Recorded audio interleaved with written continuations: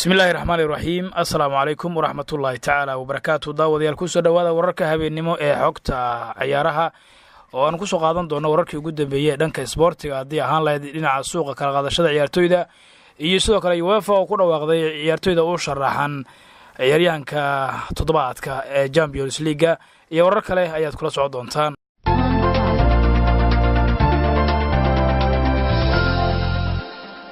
aan ku bilownay daawadayaal xiriirka kubadda cagta Yurub ee UEFA ayaa si rasmi ah u shaaciyay guuleystaha xidigii toddobaadkan horyaalka Yurub ee Champions League oo ay xidigo dhowr ku tartameen. afar xidig ee ku loolamay ciyaartoyda toddobaadka ayaa kala ahaa Lucas Moura iyo Moses Sissoko oo Tottenham ka tirsan iyo sidoo kale Gini Wijnaldum iyo Arnaldo oo ka tirsan Liverpool.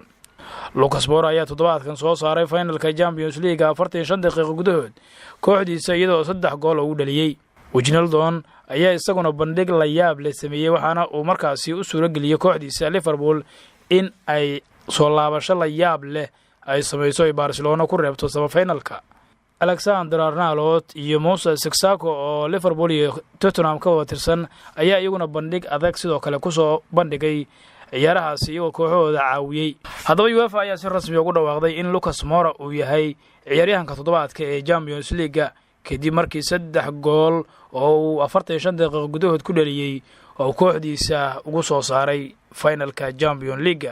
Mas'uuliyiinta dhanka suuqa ee kooxda Real Madrid ayaa la xaqiijiyay inay ku sugan yihiin magaalada Lyon ee dalka Faransiiska si markaasi halkaasi wada xaajad uga galaan saxiixa ciyaaryahanka lagu magacaabo Ferland Mendy. Madrid ay u qabto ciyaaryahankan ayaa muddooyinkan soo jiitamayay waxaana haatan ay u muuqataa in si dhab ah ay markaas ugu dhaqaaqday soo gabagabeynta saxiixa ciyaaryahankan 23 jirka ah ee macallin sanadii Zidane uu aad ku doondoonayo. Mas'uuliyiinta ka socota Real Madrid ee ku sugan dalka Faransiiska ayaa waxa kamid ah Jose Angel Sanchez agaasimaha maamulka kooxda iyo sidoo kale shakhsiga dhanka suuqa sida gaarka ugu xil saaran kooxdaasi ee lagu magacaabo Juni Calafat. wararka imaanaya Lyon ayaa xaqiijinaya in kooxda Real Madrid si dhab markaasi ay u doonayso in maalmaha soo socda ay u soo gabagabayso saxiixa Ferland Mendy. ciyaaryahanka qadka dhexe ee kooxda Manchester United Ander Herrera ayaa si rasmi ah ugu dhawaaqay in uu isaga tagayo xilli ciyaareedku markii uu dhamaado kooxda ku dheesha garoonka Old Trafford.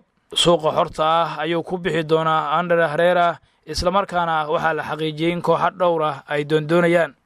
kooxda Paris Saint-Germain ayaa loo badinayay in ciyaaryahankani uu ku biiri doono maalmaha soo socda.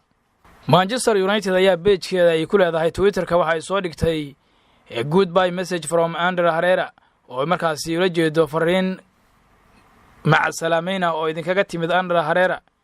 kadib video uu soo duubay ciyaaryahanku oo ku maca salaameeyay taageerayaasha kooxda Manchester United. Herrera ayaa ku biiray kooxdaasi 2014 isagoo ka soo wareegay kooxda Atletico Club.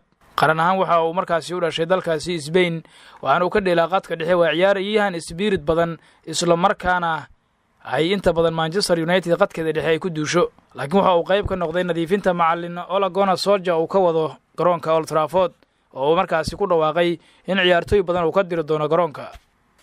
ciyaaryahanka kooxda Chelsea Christian Pulisic oo haatan amaah ugu dheela kooxda Borussia Dortmund ayaa galabta si rasmi ah u soo maca salaamiyay kooxdiisa isagoo oo markaasi muddo 5 sano oo halkaasi joogay soo gabagabeeyay.